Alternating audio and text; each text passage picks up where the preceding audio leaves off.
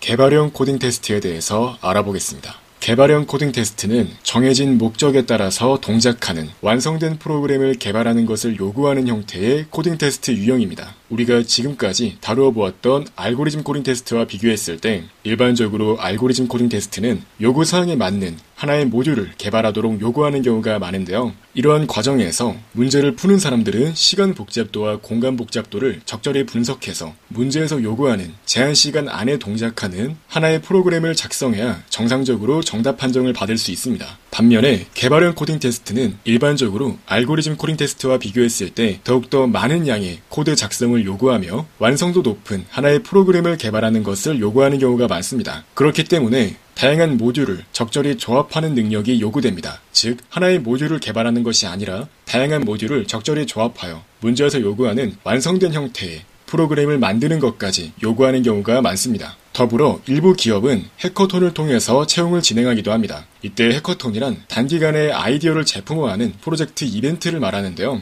실제로 다양한 기업들은 해커톤 대회를 주최하여 대개 하루에서 이틀 정도 정해진 기간 동안 프로그램을 만들도록 하고 만들어진 프로그램을 시연하고 발표한 다음에 채점을 진행하곤 합니다. 이후에 좋은 성적을 받은 팀에게 상을 주고 채용 기회까지 주는 경우가 많습니다. 이와 같이 해커톤을 이용해서 채용을 진행하는 경우에는 전형적으로 실제 프로그램 개발까지 요구하는 테스트 유형으로도 볼 수 있습니다. 일반적으로 개발형 코딩 테스트 문제가 출제되는 경우 개발형 코딩 테스트는 분야에 따라서 상세 요구사항이 다를 수 있습니다. 예를 들어 모바일 클라이언트 앱을 개발하는 직군에서는 안드로이드 혹은 iOS 등의 앱을 개발하도록 요구할 수 있으며 혹은 웹서버 개발 파트라고 하면 스프링, 장고 등의 서버 개발 프레임워크를 활용하여 정해진 목적의 API를 구현하도록 요구하는 경우가 많습니다. 하지만 일반적으로 개발형 코딩 테스트는 분야에 상관없이 꼭 알아야 하는 개념과 도구가 존재합니다. 바로 서버와 클라이언트의 개념, 그리고 제이슨, REST API와 같은 개념이 여기에 속합니다.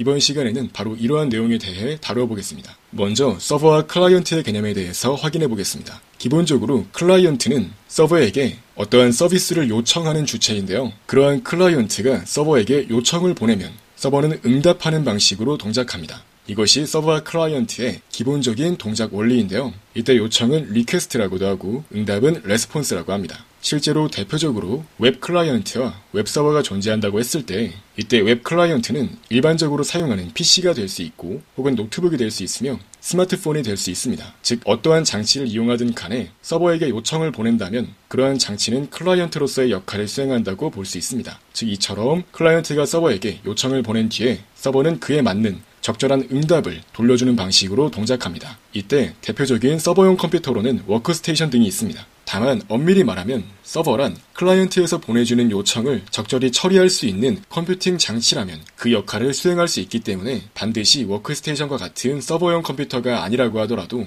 우리가 일반적으로 사용하는 PC, 노트북, 그리고 심지어는 스마트폰을 이용해서도 이러한 서버의 기능을 제공할 수도 있습니다. 먼저 클라이언트에 대해서 더욱 자세히 확인해 보겠습니다. 클라이언트는 서버로 요청을 보내고 응답이 도착할 때까지 기다리는 역할을 수행합니다. 이후에 서버로부터 응답을 받고 나서는 서버의 응답을 화면에 출력하는 역할까지 수행합니다. 예를 들어 우리가 웹 브라우저를 이용한다고 하면 서버로부터 받은 웹 문서, 즉 HTML 코드, CSS 코드 등을 화면에 적절한 형태로 출력할 수 있도록 합니다. 혹은 또 다른 예시로 우리가 사용하고 있는 클라이언트 프로그램이 게임 애플리케이션이라면 서버로부터 받은 경험치나 친구 귓속말 정보 등을 화면에 적절한 형태로 출력할 수 있도록 합니다. 웹을 예시로 들자면 클라이언트 측에서는 웹 브라우저를 실행해서 실제로 웹사이트에 접속을 해서 페이지 이동, 로그인, 글 작성 등의 요청을 보낼 수 있으며 그때마다 웹서버는 적절히 해당 요청이 수행된 결과를 웹 문서 형태로 반환할 수 있을 것입니다. 그래서 결과적으로 그렇게 받은 웹 문서를 클라이언트 측에서는 다시 해석하고 출력하도록 만들어서 서버로부터 전달받은 내용을 실제 사용자에게 적절한 형태로 보여줄 수 있도록 합니다. 반면에 서버는 서비스 제공자인데요. 서버 입장에서는 클라이언트로부터 받은 요청을 처리해서 응답을 전송합니다. 예를 들어 웹서버의 경우 로그인 요청을 받아서 아이디와 비밀번호가 정확한지 검사하고 그 결과를 응답할 수 있도록 합니다. 뿐만 아니라 검색 요청, 회원가입 요청 등 실제로 클라이언트가 요청하는 모든 내용들을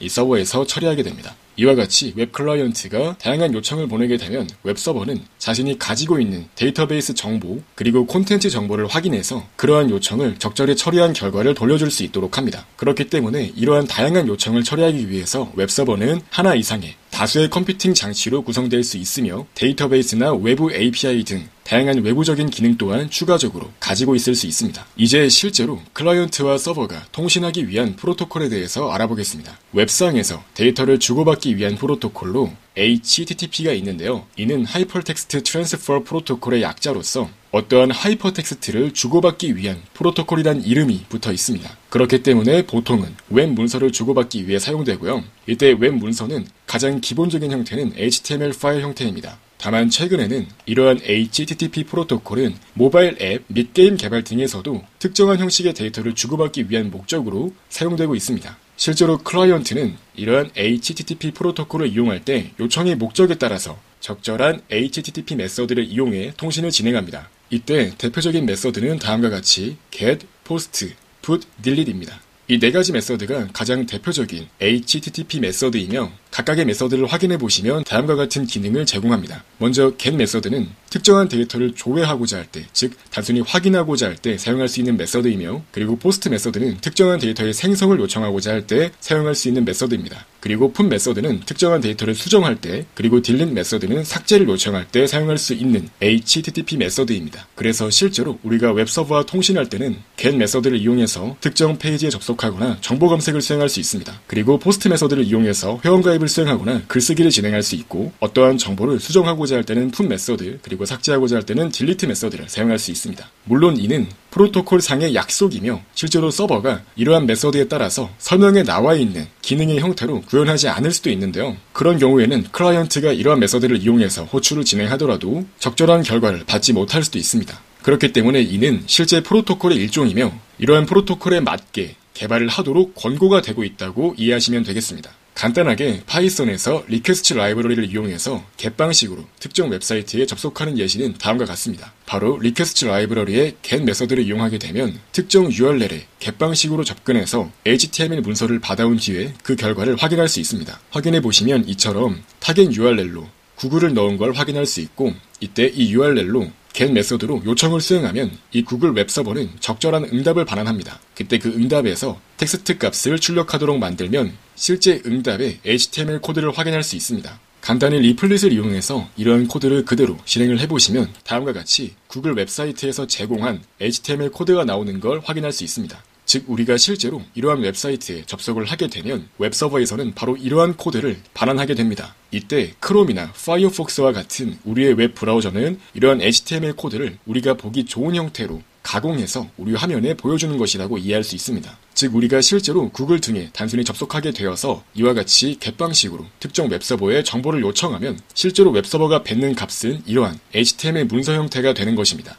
이제 본격적으로 개발한 코딩 테스트를 위해서 반드시 알아둘 필요가 있는 개념에 대해서 확인해 보겠습니다. 다음 문구는 2020 카카오 2차 코딩 테스트 안내문에 쓰여있던 문장인데요. 오프라인 코딩 테스트에서는 JSON 포맷의 데이터를 응답하는 REST API를 활용해야 하기 때문에 REST API 호출과 JSON 포맷 데이터를 파싱해서 활용할 수 있는 파설 코드를 미리 준비해 올 수 있도록 요구하고 있는데요. 이와 같이 최근 개발한 코딩 테스트의 핵심 키워드는 REST API 그리고 JSON입니다. 먼저 REST에 대해서 알아볼 건데요. REST가 등장하게 된 배경부터 확인해 보겠습니다. 앞서 언급드렸듯이 HTTP는 get 방식, post 방식, put 방식, delete 방식 등 다양한 메서드를 지원합니다. 하지만 실제로는 서버가 각 메서드의 기본 설명을 따르지 않아도 프로그램을 개발할 수 있으며 이처럼 저마다 다른 방식으로 개발하게 되면 개발 과정에서의 커뮤니케이션에 문제가 될 수 있으므로 기준이 될 수 있는 아키텍처가 필요한 것입니다. 예를 들어서 서버 입장에서는 사용자를 생성할 때 delete 메서드로 데이터를 받고 사용자를 삭제할 때는 오히려 post 메서드를 사용할 수도 있는 건데요. 만약 서버 개발자 입장에서 이런 식으로 개발하게 되면 클라이언트 개발자 또한 이렇게 서버가 개발해 놓은 API에 맞게 요청을 보내도록 개발을 수행해야 합니다. 그렇기 때문에 실제 서버 입장에서의 개발 방식에 따라서 메서드를 이용해 API를 호출하는 과정이 달라질 수 있기 때문에 명확한 기준이 필요한 것입니다. 이때 REST란 각 자원에 대하여 자원의 상태에 대한 정보를 주고받는 개발 방식을 의미하는데요. 바로 다음과 같은 형태로 데이터를 주고받자고 일종의 약속을 한 것입니다. 이때 REST의 구성 요소는 다음과 같이 자원, 행위, 표현입니다. 이때 자원은 URI를 이용해서 실제로 서버에 어떤 자원에 접근하고자 하는지를 명시할 수 있으며 그리고 그 자원에 대해서 어떠한 행위를 할 건지 명시할 수 있습니다. 이때 앞서 설명드렸던 HTTP 메서드를 이용해서 데이터를 조회할 건지 생성할 건지 등을 명시할 수 있으며, 이어서 페이로드를 이용해서 상세 데이터에 대한 내용을 기입해서 표현을 진행할 수 있습니다. 예를 들어 클라이언트가 회원가입을 수행하여 새로운 사용자 정보를 등록하고자 한다면 바로 다음과 같이 페이로드를 구성해서 데이터를 보낼 수 있는 것입니다. 자원은 유저, 즉 사용자고, 행위는 데이터 생성, 즉 포스트 방식이 될 것이며, 그리고 실제로 어떤 데이터를 보내고자 하냐면 아이디는 길동123이고 패스워드는 이런 식으로 설정을 해서 데이터를 구성해서 실제로 요청을 보낼 수 있는 것입니다. 그래서 실제로는 바로 다음과 같은 형태로 HTTP 패킷 정보가 구성되어 요청이 수행되는데요. 이처럼 URI에는 어떠한 도메인, 즉 서버에 대해서 어떠한 전을 요청할 건지 명시하고, 여기선 이와 같이 유저스라고 들어가 있는 걸 확인할 수 있죠. 이제 여기에서 포스트 방식으로 새로운 유저를 등록할 수 있도록 하되, 이때 등록하고자 하는 데이터는 바로 이런 식으로 특정 포맷에 맞는 형태의 페이로드를 보내서 서버 입장에서 이러한 요청을 적절히 처리할 수 있도록 하는 것입니다. 즉 클라이언트와 서버가 바로 이러한 형태로 데이터를 주고받자라고 약속을 하고 사용하는 것이 바로 REST입니다. 그렇다면 REST API란 무엇일까요? 여기서 API는 프로그램이 상호작용하기 위한 인터페이스를 의미하는데요. 그래서 REST API는 REST 아키텍처를 따라서 개발되어 있는 API를 의미하고요. 이러한 REST API를 실제로 서버 입장에서 개발을 해주고, 이제 클라이언트에서는 그러한 REST API에 요청을 보내서 API를 호출한 뒤에 자신이 의도했던 요청을 진행할 수 있는 것입니다. 다시 말해 REST API 호출은 REST 방식을 따르고 있는 서버에 특정한 요청을 전송하는 것을 의미합니다. 그렇다면 이러한 REST API를 이용해서 데이터를 주고받도록 설계를 했다면 거기서 끝일까요? 여기서 한 가지 더 필요한 약속이 있는데요. 바로 데이터를 주고받을 때 어떠한 형식으로 데이터를 주고받을지 명시할 필요가 있습니다. 바로 여기에서 JSON 포맷이 사용되는데요. JSON이란 데이터를 주고받기 위해 사용하는 경량의 데이터 형식을 의미합니다. 이때 JSON 형식을 따르는 데이터 예시는 바로 다음과 같은데요. 이러한 JSON은 본래 자바스크립트의 오브젝트 형식을 따르고 있는데요. 실제로 자바스크립트에서 사용되는 데이터의 형식을 그대로 따르고 있습니다. 다만 여기에서 참고하면 좋은 점은 이러한 형식은 실제로 파이썬에서의 사전 자료형과도 매우 유사한 형태를 가진다는 점입니다. 실제로 JSON 형식을 따르는 데이터 예시를 확인해 보시면 다음과 같은데요. 우리가 회원 가입을 위해서 회원 정보를 보낸다고 했을 때 서버에게 바로 이러한 형식으로 데이터를 보낼 수 있습니다. JSON 데이터는 키와 값의 쌍으로 이루어진 데이터 객체를 표현하는데요.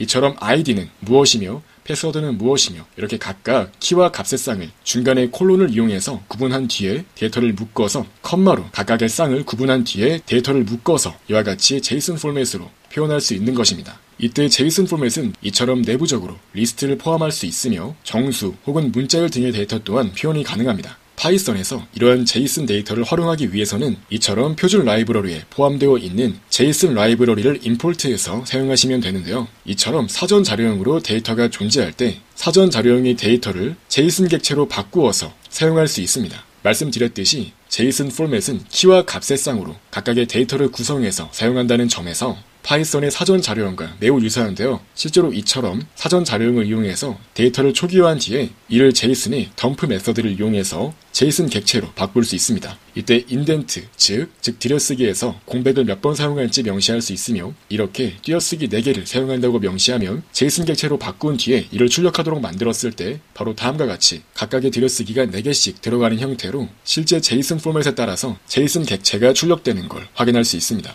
이와 같이 리플릿을 이용해서 실제 코드를 실행해 보시면 다음과 같이 정상적으로 JSON 객체로 바뀌어서 값이 출력되는 걸 확인할 수 있습니다. 이어서 JSON 객체는 파일 형태로도 기록될 수 있는데요. 말 그대로 데이터를 표현하는 포맷 중 하나가 이 JSON이기 때문에 우리는 JSON 객체 자체를 하나의 파일 형태로 기록할 수 있습니다. 이와 같이 사전 자료형으로 선언된 데이터를 JSON 형태로 파일에 기록할 수 있는데요. 이처럼 파일 입출력 문법을 이용해서 하나의 JSON 파일을 생성한 뒤에 이렇게 쓰기 권한으로, 그리고 한글이 포함될 수 있는 UTF-8 인코딩을 이용해서 인코딩된 파일을 하나 만든 뒤에 그 파일의 데이터를 쓰기 위해서 JSON 덤프 메서드를 사용할 수 있습니다. 이때 우리가 파일로 쓰고자 하는 그 사전 객체를 첫 번째 인자로 넣어주고, 그리고 파일 객체를 두 번째 인자로 넣어서 어떤 파일을 쓸지를 명시할 수 있습니다. 실제로 이와 같이 작성된 코드를 실행해 보시면 실행 결과 다음과 같이 하나의 파일이 만들어지는 걸 확인할 수 있습니다. 이렇게 파일을 열어보시면 JSON 포맷에 맞게 정상적으로 해당 JSON 객체가 기록되어 있는 걸 확인할 수 있습니다.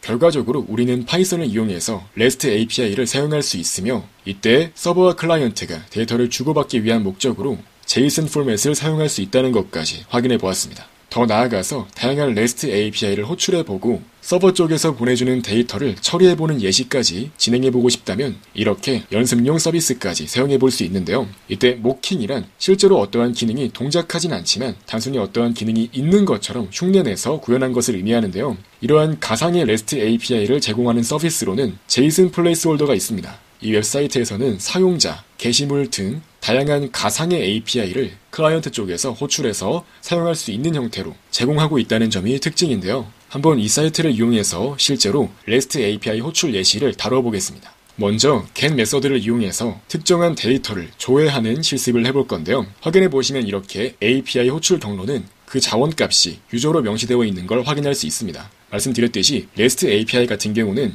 이 URI에 자기가 접근하고자 하는 데이터를 기입할 수 있습니다. 즉 우리가 사용자 데이터에 접근하고자 한다면 이처럼 유저스에 접근해서 메서드를 호출할 수 있습니다. 이때 유저 아이디와 같은 정보 또한 URI에 같이 기록할 수 있습니다. 일반적으로 REST API를 이용해서 구현하고자 할 때 이처럼 사용자 중에서 어떤 아이디를 가지는 몇 번째 사용자에 접근할 건지 명시하기 위해서 이렇게 뒤쪽에 숫자를 같이 넣어주는 방식을 이용합니다. 즉 말씀드렸듯이 URI는 자원을 명시하기 때문에 사용자 중에서 1번 사용자라는 의미를 표현하고자 한다면 바로 이러한 URI를 사용할 수 있는 것입니다. 실제로 이에 대해서 get 메서드를 이용해서 호출해 보시면 이렇게 첫 번째 사용자에 대한 값이 나오는 걸 확인할 수 있습니다. 물론 실제 REST API를 구현할 때는 단순히 모든 사람한테 이러한 데이터에 조회 권한을 줄 수 없기 때문에 실제로는 이렇게 API를 호출할 때 별도의 인증용 토큰을 같이 보내도록 만들어서 적절한 권한이 있는 사용자일 때 이러한 데이터에 접근해서 조회할 수 있도록 만드는 경우가 많습니다. 다만 제이슨 플레이스홀더는 단순히 REST API 기능을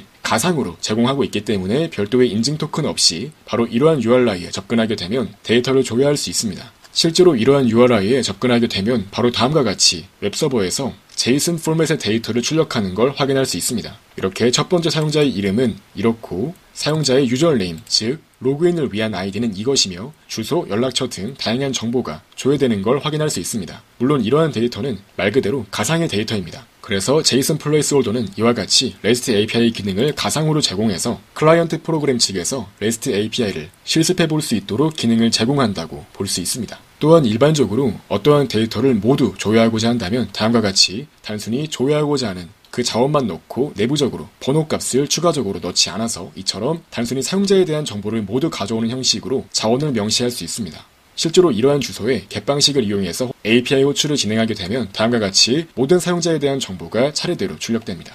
확인해 보시면 이렇게 모든 사용자에 대한 정보를 확인하기 위해서 이러한 URI로 접근하게 되면 다음과 같이 1번 사용자부터 쭉 내려서 10번 사용자까지에 대한 정보가 차례대로 조회되는 걸 확인할 수 있습니다. 실제 본 예제는 단순히 가상의 데이터를 이처럼 총 10명의 회원만 존재한다고 가정하고 보여주는 걸 확인할 수 있습니다.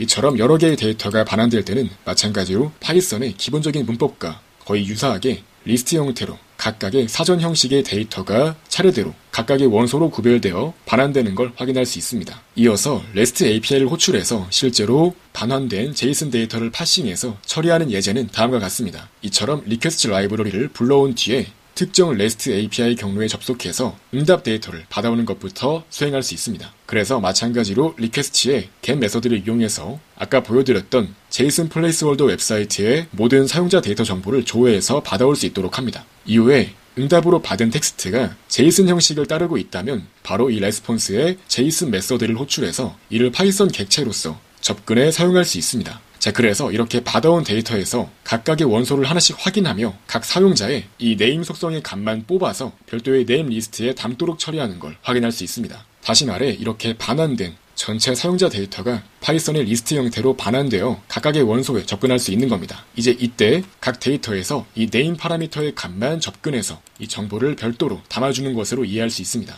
그래서 이처럼 별도의 네임 리스트란 이름의 리스트 객체에 각각의 사용자 이름 정보가 담기는 걸 확인할 수 있습니다. 실제로 이 코드를 실행해 보시면 다음과 같이 전체 사용자 정보에서 이름 데이터만 파싱해서 이처럼 별도의 리스트 객체에 담아주는 걸 확인할 수 있습니다. 이상으로 이번 시간에는 개발형 코딩 테스트에서 가장 중요한 개념 중 하나인 REST API에 대해서 알아보고 실제로 파이썬을 이용해서 이미 특정 서버에서 개발되어 있는 REST API를 호출해서 제이슨 형식의 데이터를 파싱하고 그러한 데이터를 적절한 형태로 처리해보는 실습까지 진행해 보았습니다.